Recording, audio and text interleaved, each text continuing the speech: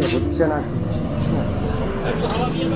অফিসে এত প্রেশার আর নেওয়া যাচ্ছে না। আমার চাকরিটা যে 100% গেল। 20 মিনিট পর অফিসের মিটিং আর এখনো দেখ এখানে বসে আছি আমি। হাই রে, আরে তুই কি এখনো বাসের জন্য ওয়েট করছিস? কি করবো বলো, রাস্তার যা ট্রাফিকের হাল।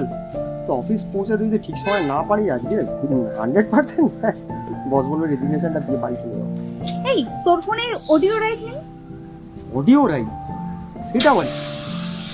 আরে bike taxi app. Bike taxi app? হ্যাঁ, আরে জার্নি সেফটি, কম খরচায় তাড়াতাড়ি যেতে পারবি তোর লোকেশনে। কি বলিস রে? তাড়াতাড়ি ডাউনলোড কর। আমি এক্ষুনি ডাউনলোড করছি। তাড়াতাড়ি। সুমন বাবু, ও আপনি আসুন।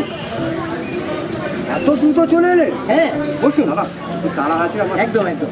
ঠিক আছে।